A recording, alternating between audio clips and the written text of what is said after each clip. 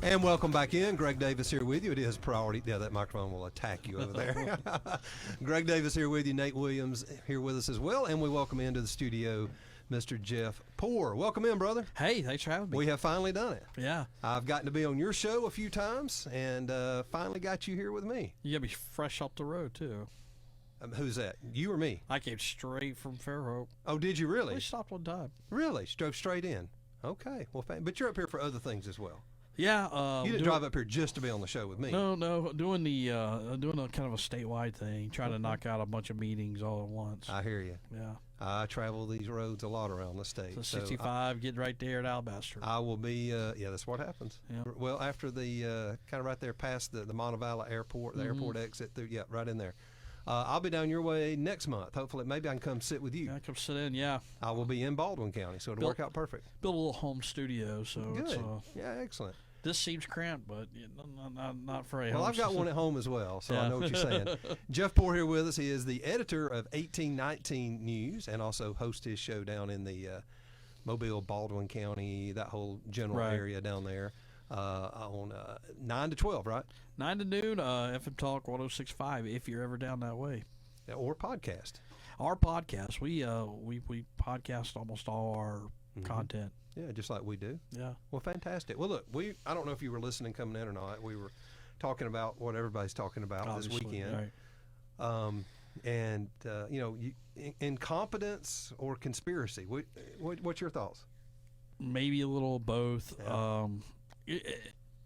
You have to try to be that incompetent, right? Yeah. Well, it's like leaving your keys in the car and walking away from it with the windows down. You expect someone to steal it or something, but maybe that's what I don't know if they wanted that to happen. It's royally backfired, but think about it. I mean, like, I've been to some of these presidential events over the years, Greg. I never have, so tell me.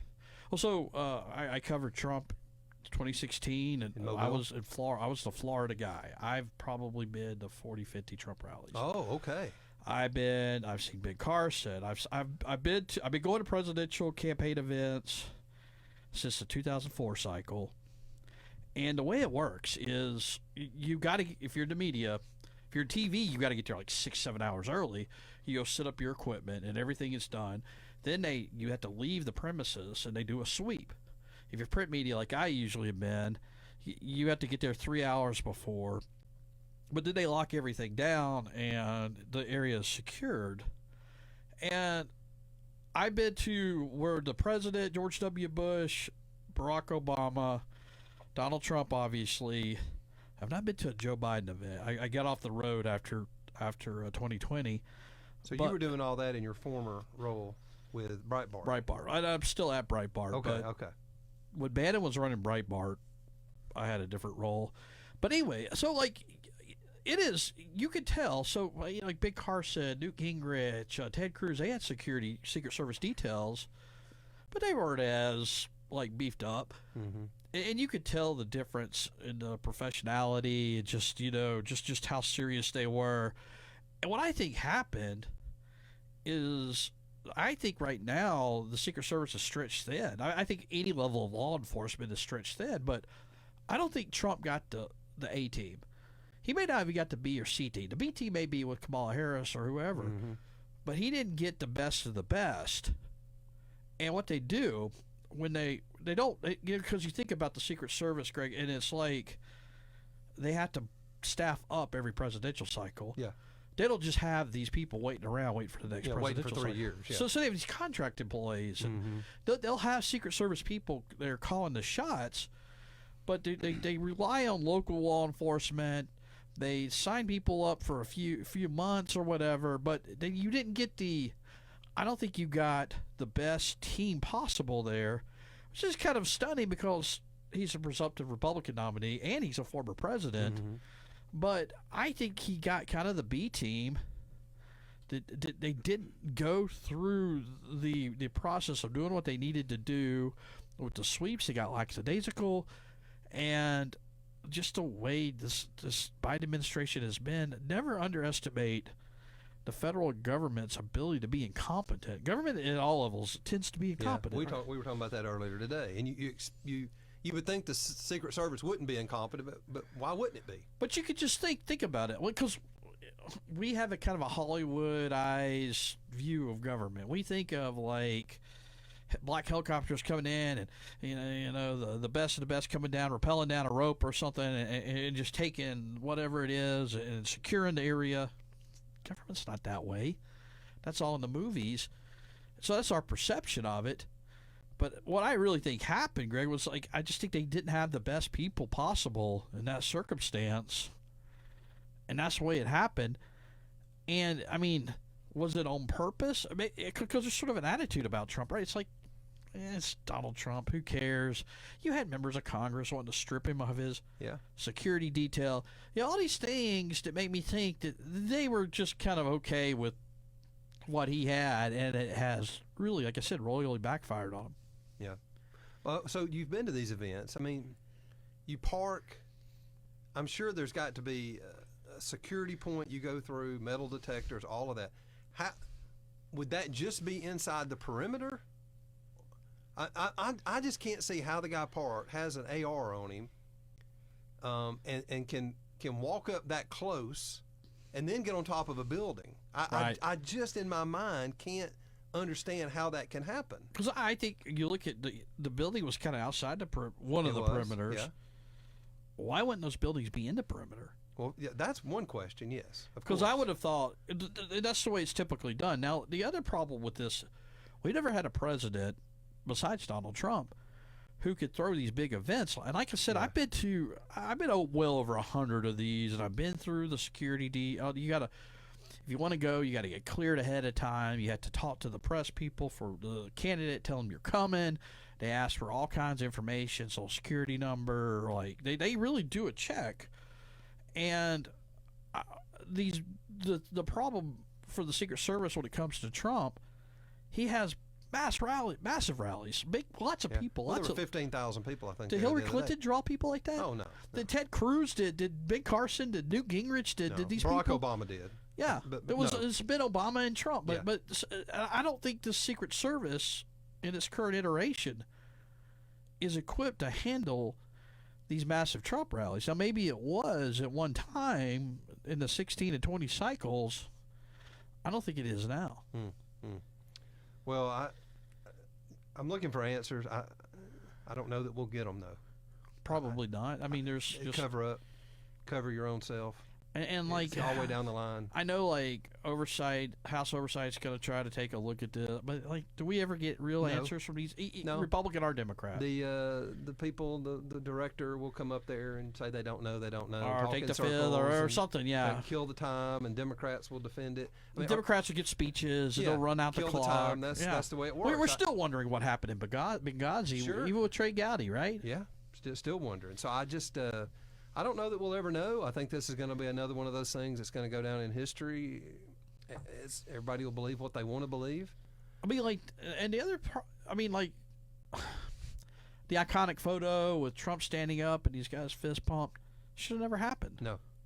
But somehow it did. I just, a lot went wrong there, and so much went wrong.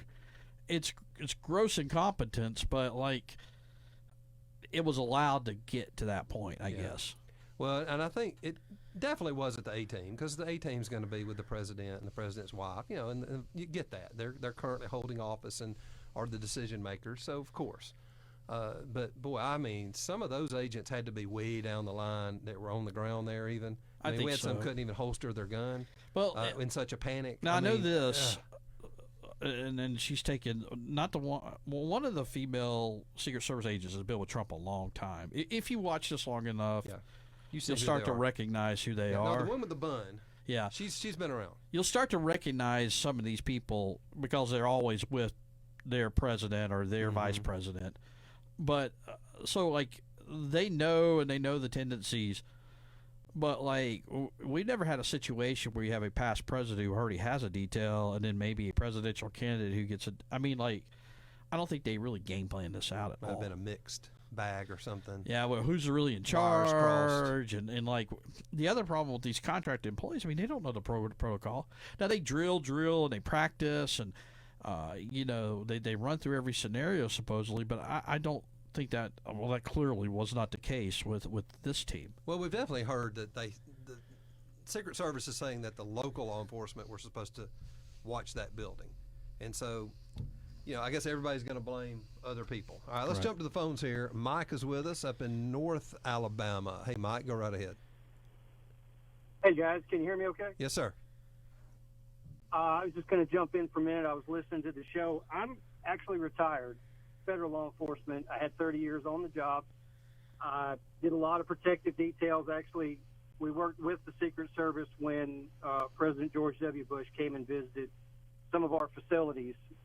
So I don't want to second guess anything that Secret Service did, but I know you guys had some questions. Yeah. And wondering kind of how maybe some things were rolled out or what the protocols were. If you had a kind of a generic answer, I'd be happy to kind of give you the best answer I could for maybe why somebody chose to do something the way it was. What do you think it's feasible that a 20-year-old, a kid living at home can come up there with an AR kit and just park and walk up and get that close to the president and climb up on a roof without being noticed until it's too late? Is that possible? Well, and again, I know probably less than you guys have, than you've researched on the whole thing. But so just like I said, just generic real world type stuff. What I know, that building was a privately owned business, so I'm sure it was cleared to do whatever, it wasn't like it was a government-owned building or something that the local law enforcement or the Secret Service would have had ready access to. This is an independent business. I don't know if they did business on the weekend or after hours or what. Yeah, I heard it was I've heard like a lot glass about company a ladder or something. Right. Was there a ladder? I mean, just happened to be a ladder leaning up against the building. Those are all questions that you're just like, how does did all of these things just fall into place for him to be able to get up? It just almost seems unbelievable. Well, we really don't know about the ladder. There's a couple of things there. If you've ever been in the drive-thru at a fast food restaurant, you've seen the ladder that accesses the roof of the restaurant, because like most of the time utility. Their HVAC stuff is on the roof, right? Yeah, utility. So it's just, it's got that little cage that kind of surrounds it, and then it's padlocked at the bottom. But so this guy just shows bolt up. Cutters, you could access that. So my question is, he just comes and happens to find a ladder. I mean, it just all seems like there's too many things. Right. And until somebody can explain to me how it all happened. I think it's either a roof access ladder, or he did a little bit of recon. Maybe he worked there at one time. I don't know. Or, his dad worked there or whatever. But, maybe he brought his own little giant ladder from home. It didn't look like a very tall building, maybe 2 stories at the most, to get up there. But on an outer perimeter like that, if he didn't have to go through any kind of a checkpoint, it was in adjoined a rural, a neighborhood or something, and he just could drive up, and then if he had the rifle in any kind of a concealment, didn't have to be in a hunting rifle case. It could have been in a bag or a backpack, with a collapsible stock rifle. Yeah. And really wouldn't have drawn a whole lot of attention. Well, a lot of things had to fall into place. So we appreciate your call, Mike. That's a good perspective, man. Thank you. All right. Thank y'all. Be careful. Thank you. Yeah, we'd love to get you guys' perspective as well. 205-941-1011. We've got Jeff Poore here in studio with us from the Jeff Poore Show, and also 1819 News. And we'll get to other things as well today, all right? So we've got a lot to talk about. You're going to want to stay with us as long as you possibly can here on a Monday evening. Truth 101, WXJC, it's Priority Talk. And we're back in 9 minutes until 6 p.m. Jeff Poore in studio with us from 1819 News. Am I saying all that right? 1819 News, 1819 editor, News. and the Jeff Poore Show. That's it, yeah. And Breitbart News. And Breitbart News. I want to get into more of some of that as we develop here, but we're talking about the assassination attempt. I don't know to call it an assassination or not, because someone did die. Right. You might have to say it's a the fine line. assassination attempt on Trump. Okay, yeah, this weekend, and that's just don't let that get lost. That at least one person has definitely lost their life. You've got a couple others that, last I heard, seems as though they're stable and improving. But well, like when you first heard it, like what was your reaction? I know, like people, like like prayer's a very powerful thing, but like I couldn't help but be angry. Like, especially being in this racket of kind of conservative, centric policy and reporting and journalism, and just having this kind of like thrust upon me all the time, like we're the problem, we're the ones who are responsible for the political violence. It's you guys, and this is the political violence is coming from the left, even though we're the ones who are always being told, you guys need to cool it, I think it does come from the right too. There's language used on both sides by some people.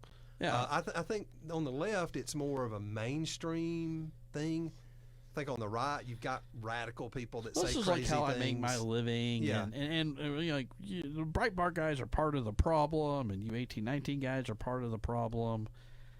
And you're just like, well, no, we're not the ones doing this. What about January 6th? But, I don't think you could compare the two at all. Yeah. No, but it does come from both. I think there's there's examples you can find on both sides. Now, is it a flood more on one side than the other? I'd say yes. And over and over and over and over and over and over. I mean, the way Trump has been castigated and called and Trump is labeled Hitler, and all of these kind of things are but just. And there's unhinged people out there who believe it. You and I talked about this on my show. It's just like when you put government as your higher power, which is what the left does. Not everybody, but you think of government as a solution to all your problems. You find that they're way more emotionally dedicated, to what happens in politics or what they're watching on TV in politics. You're right. And I think that's more of a.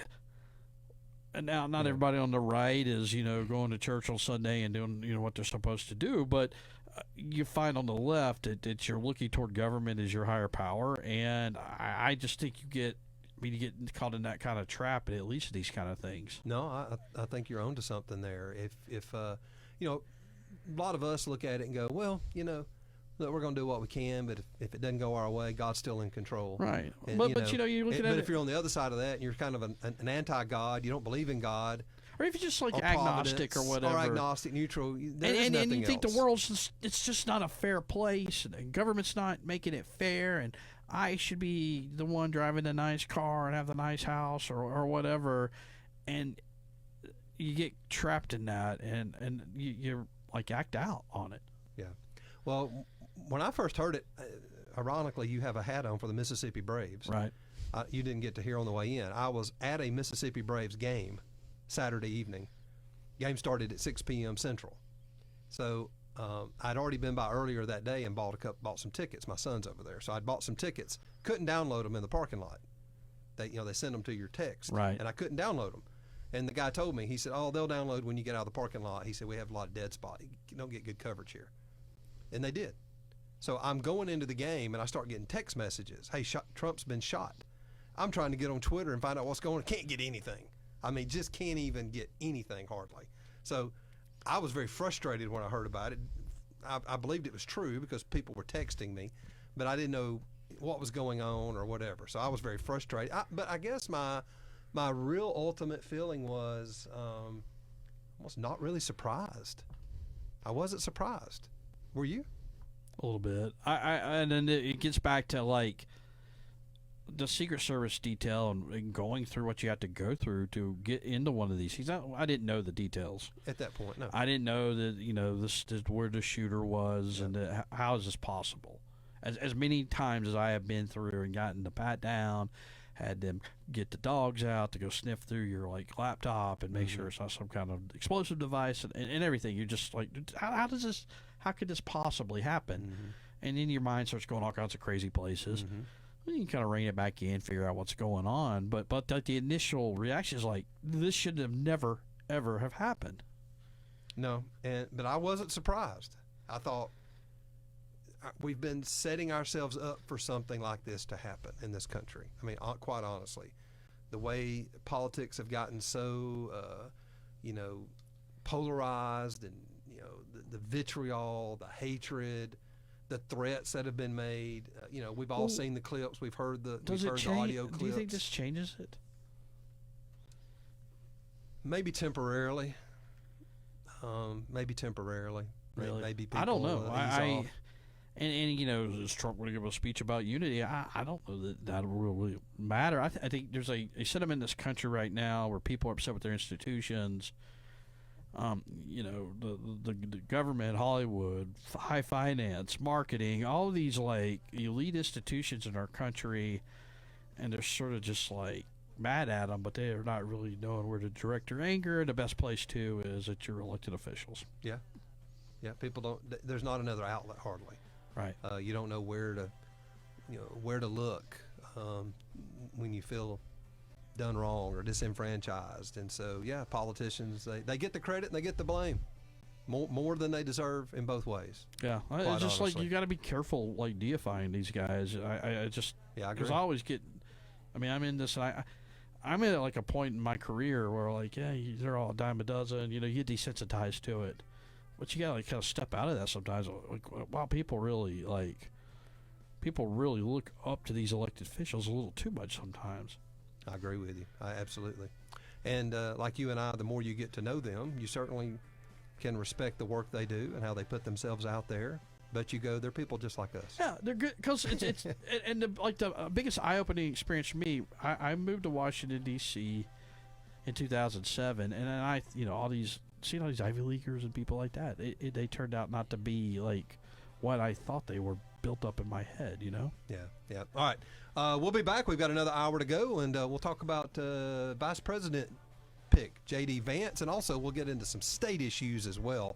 That's really what we had planned for today anyway. All right, let's take a break. We'll come back after the top of the hour.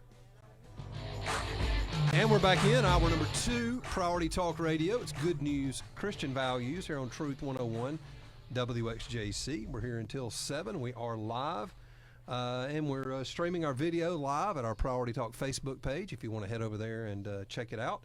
We're taking phone calls and text. I'm seeing all of your text messages. I just hadn't read as many of them, but I am seeing them. And for the most part, agree with what you guys are saying. So keep them coming, 205-941-1011. Phone calls are welcome as well. We've got Nate and I have Jeff Poore here in studio with us, and he is with 1819 News as the editor, chief editor, something like that. The editor-in-chief. Editor-in-chief. Okay, there we go. And then title, also host the Jeff Poore Show out of Mobile, Baldwin County, all of that area down there. And I do want to get into that some because I want to talk about this Congressional District 2. I want to get into some of that. We got a lot to talk about. We got to hurry, though. But we've talked about the assassination. I don't know what else more there is to say there about that. Except I think it'll be covered up. I don't think anyone will be held accountable, and life's just going to move on. That's what I think. There'll be hearings, and you're going to get little tidbits here and there, but it's never all going to come together. I don't believe. And the government moves so slow under investigations, and everything's got every rock's got to be unturned and figure out what's going on, and then they look at it, and the public may know 5 years maybe from now or look something. To see who. And I said this earlier. Look and see who commits suicide, and that could tell you some like things a as Vince well. Foster. Yeah, I mean, I'm just saying. Look and see if it starts coming up. Hey, so and so on the security detail that day, or local policeman, or couldn't live with the guilt and committed suicide. I mean, so that's something to look out for as well. Do have the Republican National Convention going on in Milwaukee. It started this afternoon, just not too far in, right after Donald Trump secured the votes, the delegates from the floor for his nomination.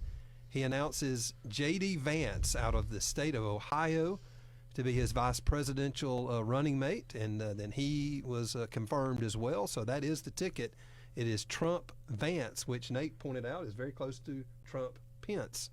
Kind of sounds similar. I saw a couple signs where you remove the P and the E, replace it with the V and the A, and it's the same sign. because Pence and Vance. Save a little money, maybe. I don't know. Yeah, you just maybe scratch they it already out. had the graphic Scratch work out done. the date, yeah. And I'm sure they're printing the signs right now. There's some printing companies all over the country probably. Files came, boom, gone to the presses.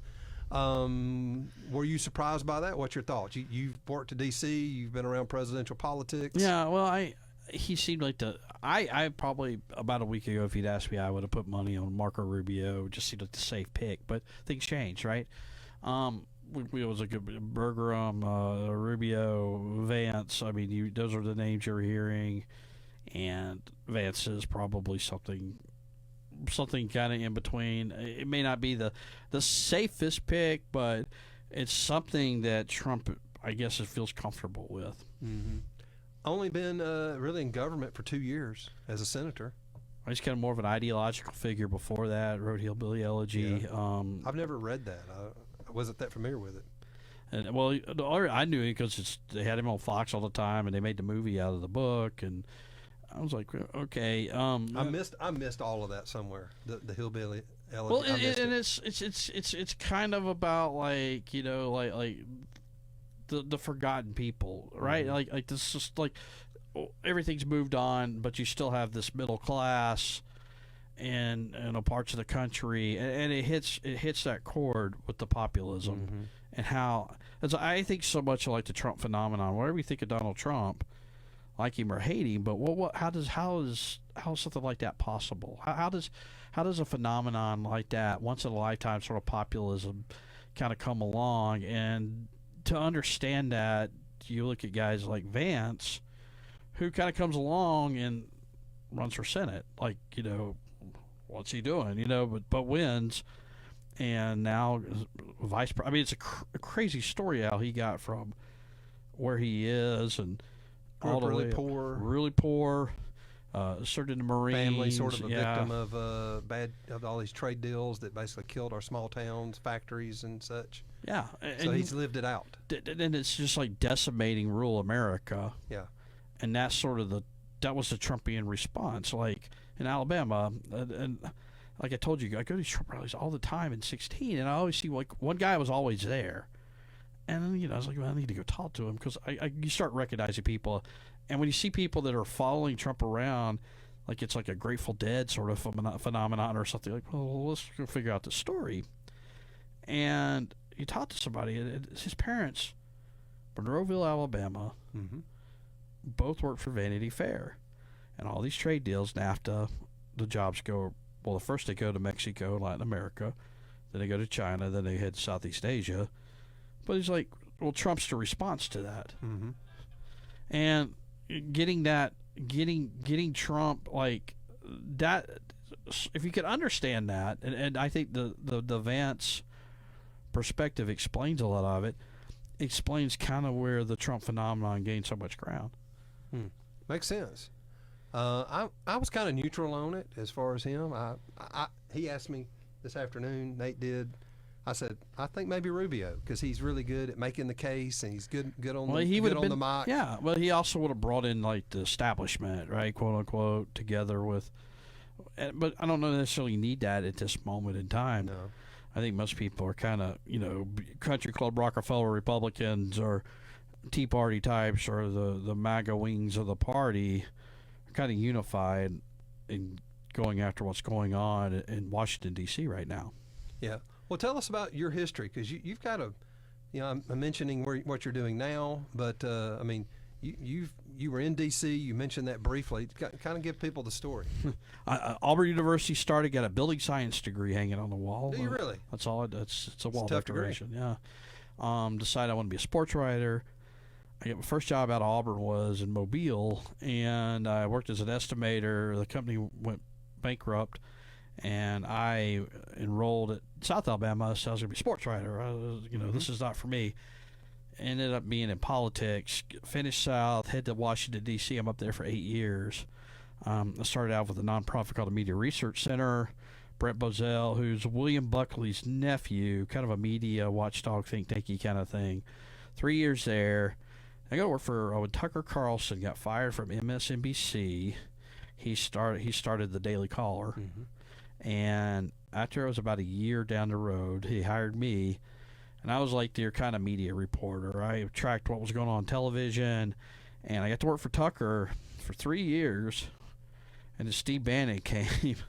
When Andrew Breitbart died, Bannon took over Breitbart.com, and he offered, who I met my wife working for Tucker, but he offered both of us jobs. He's like, look, I'll double your pay, and you can live anywhere you want. And we were trying to figure out a D.C. exit plan. Wow. Double your pay and get out of D.C. Sign me up. So we took the Breitbart gig and moved to Tucker. We moved to Destin, Florida. Wow. Lived in Destin for a year and a half. My wife decided she didn't really like that. She didn't want to do journalism. She went to law school. She's a lawyer now. But long story short, Bannon goes to work in the White House, and when he gets back out, he gets in that Doug Jones, Roy Moore contest. Well, he goes really hard for Roy Moore. Yep. I get sucked back into the Alabama game because I'm an Alabama guy. And from that point forward, I'm doing all the coverage for the right after the election. I'm all in on the 17 Alabama special election cycle. That's kind of got me back in the Alabama game because the guys at Yellowhammer were like, hey, I'd worked for Yellowhammer once before, kind of as a D.C. guy when Cliff Sims ran it. And then I left there, and then the Yellowhammer people said, hey, this is long after Cliff had left. Why don't you come back and write for us? And that sort of got me back in the Alabama game. And this is after 8 years at D.C. Dale Jackson, who's a radio host in Huntsville. Yep. Hey, I think you'd be a great radio host. Yeah. So I was like, I don't know. But, okay, we'll go try it. So my wife's finishing up law school. She goes clerk for a federal judge. And she's in Tallahassee. And then I take a radio show in Huntsville, and I'm going home on the weekends. And long story short, get in the Huntsville market, there for a year and a half, and then COVID happens, and Cumulus is furloughing people. So friend Sean Sullivan, who I've been going on his show for 10 years at that time, why don't you come and work for me? You can broadcast from anywhere you want. And we moved we buy a house in Fairhope and wind up there. And then Brian Dawson, when he starts 1819 News, they go through their sort of like... Ray Mellick was the original editor, and his goal was really just to get it started. They got it started. I know he was in here with us many times. He was just to get it going. They got it going, and one day, like, Brian just kind of shows up in Fairhope. Hey, what would you think about this, running this? I was like, and then here we are. So I kind of dialed back on some of the Breitbart stuff. I'm an editor there still. I'm still in the editorial calls on the masthead. But I'm the full-time editor-in-chief at 1819 News, and I do the radio show in Mobile, and I've been writing for a newspaper called Lanyap in Mobile for about 20 years now. So I've been at this game a long time. Man, you got about as hands in many fires as I do, I think. So we can make really a living at this, so Yeah, piecemeal it together. Yeah. Piecemeal. Well, I want to back up because I think a lot of our listeners would probably be interested to know about your time working with Tucker. It really, those monologues when you used to watch him on Fox, and now you see him, doesn't do him so much on his podcast, but it's exactly what the editorial meetings were like. So we'd have an editorial meeting at 10 a.m. every morning. We're right there at Farragut Squares where the offices were. He'd just start pontificating. He would. I mean, it was, and this is like really eye-opening for me because I'd been at a think tank, and it wasn't really in D.C. It was in Alexandria. But I got there, and you're surrounded by all these people who are like, kind of they're kind of known in the bubble, in the DC bubble of what they do, and the names and stuff, and like you kind of learn like the cocktail party circuit and where who to talk to and who's a good source, and that was like my first real job in this game. Yeah, but Tucker, so you'd already seen it. Did you feel like he would translate to television like that? So he had been on TV. He was on Fox. He kind of did the weekends. Well, he was MSNBC before that. I didn't even realize that. And he got fired by MSNBC. How in the world did MSNBC have him on? Well, before MSNBC, what he was known for, he was Tucker Carlson on Crossfire on CNN. It had James Carville. Yeah, I remember Crossfire. Paul Begala on the left, and then the late Robert Novak and Tucker Carlson on the right. Mm-hmm. And then that sort of all fell apart when Jon Stewart had his little conniption fit on Crossfire. But they ended that show. It used to be at GW right there in that auditorium, and they would tape it every day at like 3 o'clock or something right there. And that's as soon as he got cut loose by CNN is when he went to MSNBC. They gave him a shot for a little while. It was like kind of a mid-afternoon show. That's Willie Geist, where he got his start. He's on Morning Joe now. Yeah. And then he gets fired by MSNBC, and then that's when you start seeing him on Fox, kind of, as a guest, and then as the fill-in guy, and then the weekend guy, and then ultimately he gets a show. I was really surprised when he got that slot after O'Reilly.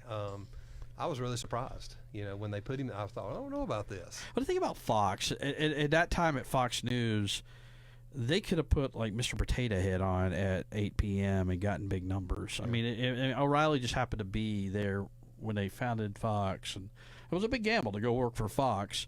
Yeah, because back then it was everybody watched CNN. Upstart, yeah. And then MSNBC, before MSNBC was like super liberal. I mean, guys, MSNBC tried to be straight down the middle. It was Joe Scarborough before he became what he is. I mean, they had Pat Buchanan. They really did try to be like a kind of a down the middle objective outlet, and then at some point, well, Keith Olbermann really drew in left wing viewers, and then they said, well, this is going to be our brand. Then it's Sharpton and everybody else. Right, yeah. All right, let's take a break. It's 18 minutes after the hour. Priority Talk Radio. Jeff Poor in studio with us, taking your phone calls or text 205-941-1011. And we're back in. It's 21 minutes after the hour on this Monday evening, Priority Talk Radio. And Nate and I in studio, and Jeff Poor here with us from the Jeff Poor Show, Breitbart 1819 News. And so a lot of our folks probably interested in 1819 News as well. I mean, just came on the scene like gangbusters. Yeah. Has done a phenomenal job. You guys, before you got there and since you've been there, just a phenomenal job. I love Brian. Man, here's what I tell people this. Back when I started doing this show in 2011, I was having to go out and dig all this stuff up and try to talk about it and tell about it. And it was hard. You guys just put it right there for me every night. You know what I mean? It's like the stuff that I need to be talking about. Y'all are there on it. And uncovering it, exposing it, putting light on dark.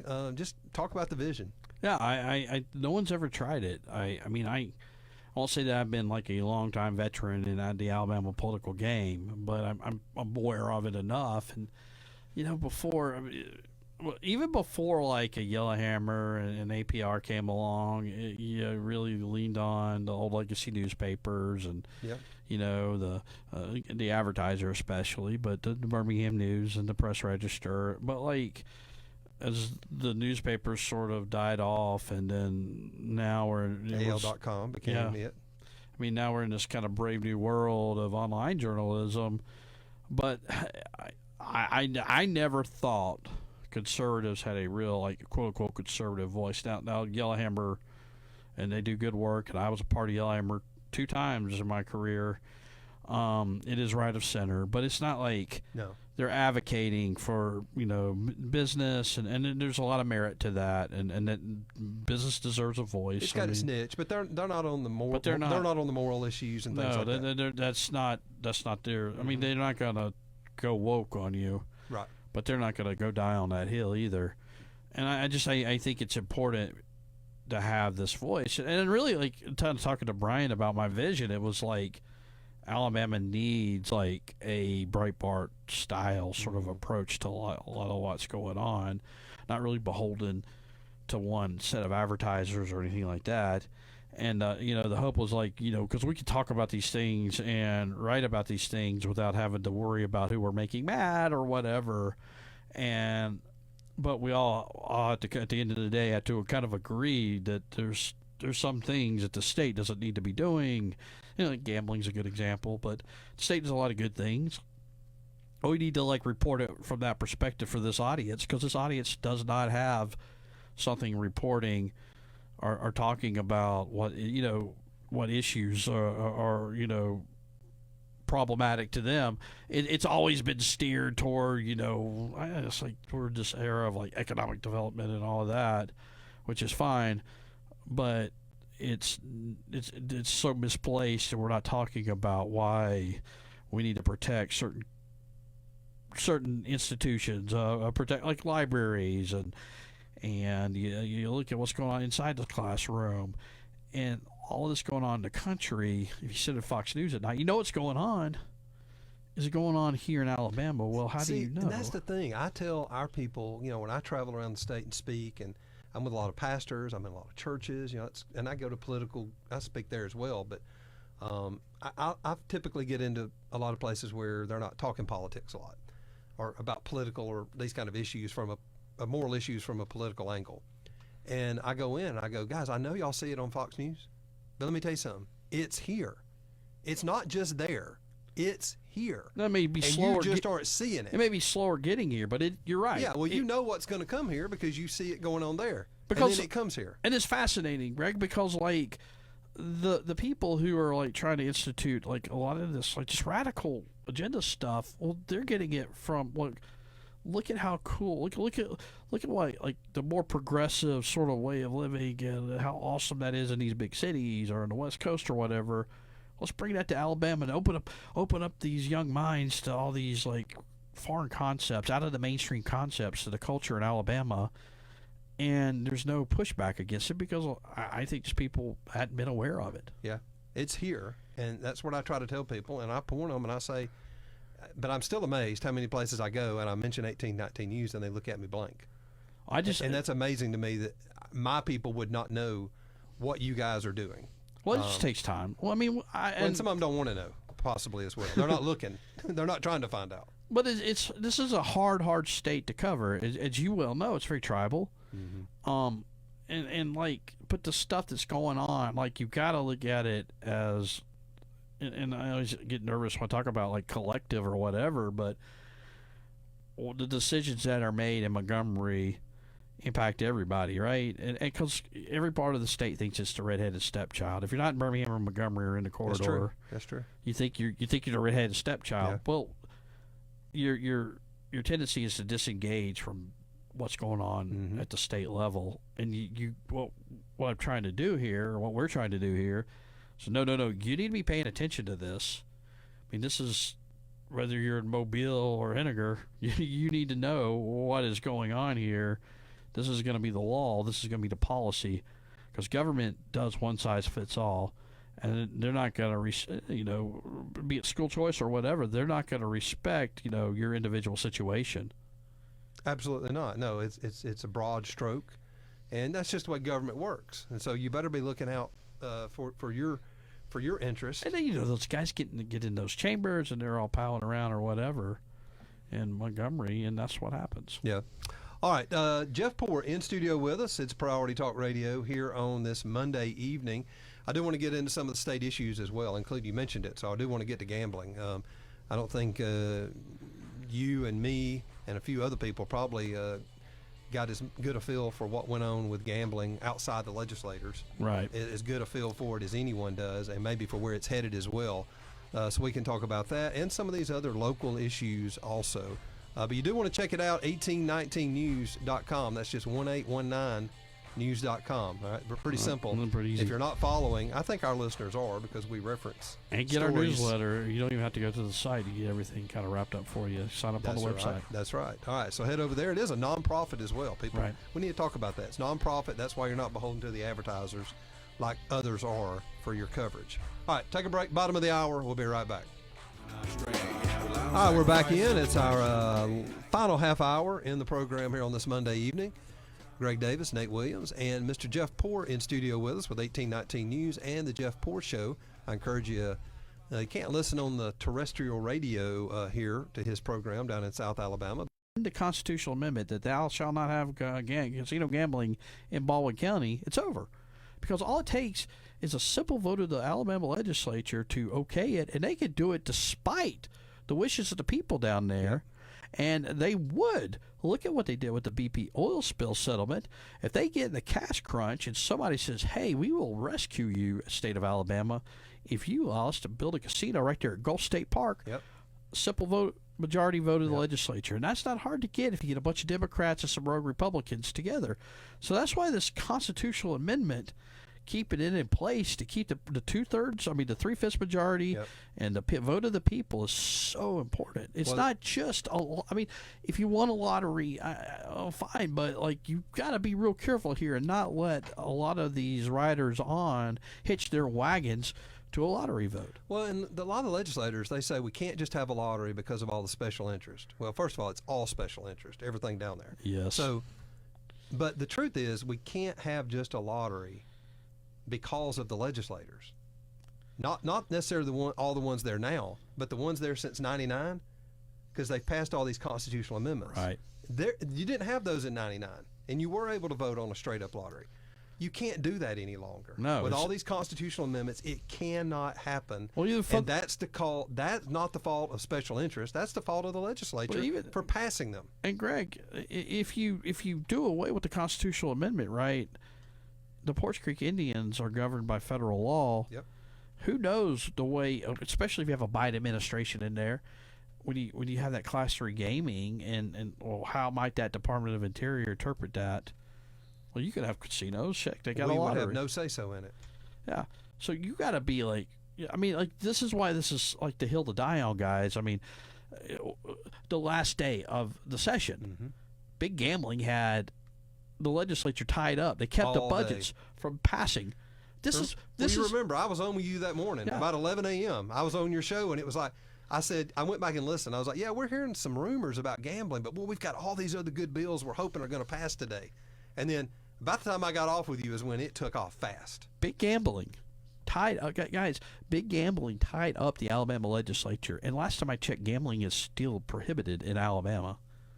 Think about that. Do you think that's going to change when gambling is legal in Alabama? No. They were able to hijack. Just shut down the Alabama legislature, and it's illegal in Alabama. What do you think it's going to be like if it was legal? Yep. That's exactly right. You're right. It is the hill to die on at this time, because if you lose that, the money, the power, the influence, you think what it is now, what will it be then? Look at Florida. I mean, gambling runs Tallahassee. Go look at some of these other states. Mississippi as well. That have done this. Are you telling me that's not our future? I don't think that is a good. It's bad public policy. The state, and you could talk about the money and all of that, but that money's coming from somewhere. It is not a good funding source. I think we're being sold a bill of goods on this lottery stuff, and the people aren't getting really what they are being sold. Well, it doesn't create any money. It just moves money around, and you have to lose, for the state to get $1, the people have to lose $3. That's it takes advantage of the most vulnerable people, and it's Chris Blackshear, who was kind of the architect of all this, right? He's on the Dale Jackson show, and Dale's like, I like to gamble. Dale's kind of, a rogue guy. And then he pops him the question, Representative, would you want casino gambling back in Phoenix City, Alabama? And he couldn't. I mean, he couldn't say yes to that. No. Why do you think it's okay for people to have that, other people to have that in their neck of the woods? Why would you want it there? Why is it okay in Birmingham, Alabama, but not in Phoenix City? That's exactly right, and that was quite a moment. I heard that, and the funny thing was, I had asked Representative Blackshear that same question at the State House, and he just kind of blew it off and moved on. He could have been better prepared, because I had already asked it, to him, not on the air. But because of the history there with Phoenix City and the murder and all of that took place around that, back in, when was that? The 50s, yeah. 50s, yeah. I would say 50s or 60s, 50s. I mean, if you don't know that story, go back and look it up. It's Albert quite Patterson scary. assassinated. And he was going to be the AG. To shut down gambling, and they killed him. I mean, that's what they did. So, it's I was told if it didn't pass this year, that it would be dead for a while. Because this will be the third year, then you got re-election coming up. But I don't believe it. I talked to Senator Gudger. This is before his jet ski accident. Yeah. So I don't know if he's going to try it again, but he said that he was going to. Talking to some of these House guys, the Speaker, they don't seem like they're really wanting to do this. Well, I don't think again. the House, and I don't think the Speaker would want to initiate it this year like he did last year. Well, imagine telling your members. But if the Senate passed it, would they kind of get into a back and forth and try to figure it out? Probably. Imagine telling your members who walked the plank. I think there's going to be repercussions here for some of these members who typically wouldn't vote for this kind of thing, but we're told you must vote for it, or you're not going to get your bills passed. Your district funding. You got to get your district funding pulled. You got to get your committee assignments pulled, and they had to walk the plank and vote for this. I think they're going to face repercussions. They may not. It may not beat them, but it's going to put them in a political situation. They're going to have to run against somebody who is anti-gambling. And they have to spend money, they have to raise money, they have to work for their seat again, and I just think there's going to be consequences for what happened. Yeah, I think there's probably, in the House, there's probably 15 or so of those maybe, something like that. I started to say 15 or 20, maybe something like that, that, boy, didn't want to go there, but just felt obligated to. Yeah, because the weird thing about this speaker, I like Speaker Ledbetter a lot, but it was a little true of Mac McCutcheon as well, is that the House is always seeking these big vote totals. You notice like the very beginning of the session, or even the first year of the session, things are passing like, but they're passing with these like incredible vote totals with near unanimity, like with 3 dissenting votes. Yeah. I mean, it's crazy, right? Yeah, not a lot of back and forth. All right, let's take a break. When we come back, I want to get your opinion on the next state election cycle coming up. We'll have governor, lieutenant governor, attorney general, state treasurer. I mean, it's going to be a big turnover in 2 years from now. All right, so let's talk about that when we come back. Jeff Poore with us in studio, and that'll wrap it up. We'll be right back. And our last few moments in studio with Jeff Poore, 1819 News, and the Jeff Poore Show. Look him up on all the podcast platforms. Is that the best way to find it? Jeff Poore Show? You'll find it. You'll find it. Twitter.com/Jeff_Poore. I tend to tweet all my stuff out. You do? You do? Very good. All right, let's talk about here in the state. We got the national election going on, but 2 years from now it'll be, really a lot of our statewide stuff will pretty much be over because it's really about the primaries in the state for the statewide votes. What do you anticipate seeing in the governor? Let's just hit a few real quick. Governor, what do you think? I mean, Ainsworth's the front runner right now, but things happen in Alabama. But, remember when Bradley Burr was the front runner, right? We got Governor Bentley. Yeah. I'm not quite ready to coordinate him governor, but I mean, what will Steve Marshall do? Well, you got Steve Marshall hanging out there. I hear you could have Tommy Tuberville hanging out there. You got Rick Pate potentially Rick Pate, running. Ag Commissioner. Yep. Yeah. So what does Tuberville do? Probably a lot of that will tell us a lot. Does he go work for Trump? He says he's not, but or would he run for something else, where we just go off and retire at the beach or whatever? But that's kind of what we're waiting to see, because if something opens up where you don't have a Marshall Ainsworth head to head, what does Marshall go and do? And then that's sort of there's no lane for Marshall right now. No. Okay. Lieutenant Governor. I think Twinkle Kavanaugh will run. I think John Merrill will probably run. I think Wes Allen might run because he doesn't want to get trapped in the Secretary of State job. Yeah. And, then he gets termed out. Well, what's he going to run for? There's nothing really opening up that next time around. Yeah. And kind of there's a little bit of a history with Wes Allen and John Merrill. It'll be kind of interesting to watch. But Twinkle will raise a bunch of money. She's formidable. Got the name recognition. Yeah. So she'll be there, I think. Let's go AG.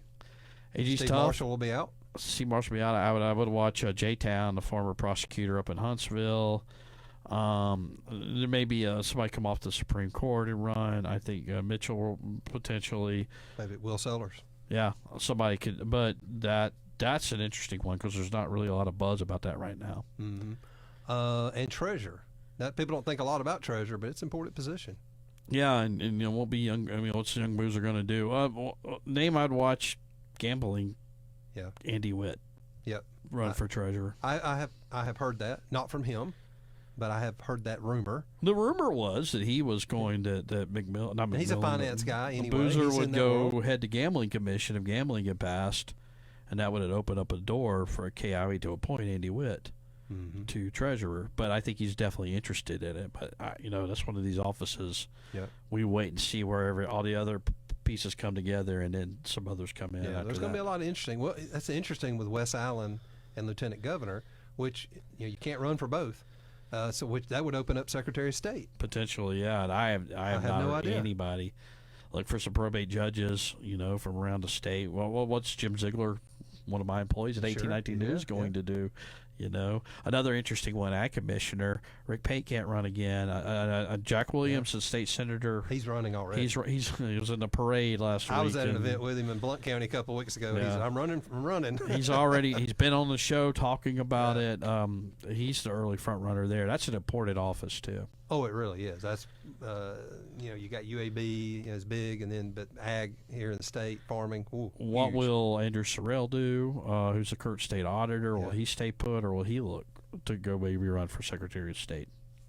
Yeah, because you've sort of got him, Andrew, and you've got Wes Allen at auditor and Secretary of State that they could serve another 4 years If they wanted to. But like you say, what are they going to do? Just swap jobs in the next cycle? Right. I mean, because there won't really be a natural place to go from there, because all those others will just be in their first term. Because they'll run their first term, and then they'll have the power of incumbency. Yeah. And win a second term if they so choose. Yeah, very, very One interesting. possibility here, I don't think it was an accident, that Steve Marshall was up in New York with Donald Trump. He was. Would Steve Marshall go work for Donald Trump in the Trump administration? Mm-hmm. That's interesting.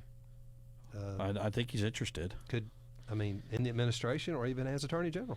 Yeah, well, Donald Trump doesn't have the best of luck with Alabama attorney generals. Well, Jeff Sessions, Luther Well, Strange. that's true. That's true, but he's been willing to go Alabama on it. Yeah, well, I mean, Trump had to invite him up there, so he's certainly aware of General Marshall. Yeah. Well, thank you, man. Thank you for your time. You Well, gave thanks us for a putting lot up with here. me. You Yeah, gave us a ton. An hour and a half of Well, yeah, Jeff well, look, Poor you here. gave me more time here at once than I've probably given you at all the appearances on your show. Well, it's good to get another studios every now and then. Yeah, it is. It's fun. Well, I'll get back on with you soon, and we'll keep the conversations going, and we'll have you on by phone and stuff sometimes too, as well here. But good to break the ice in person. Hey, well, thanks for having me on. Good stuff. 1819 News. You want to check it out, and the Jeff Poor Show out of South Alabama. Oh, Congressional District 2. What's your thoughts? I just drove through there this weekend.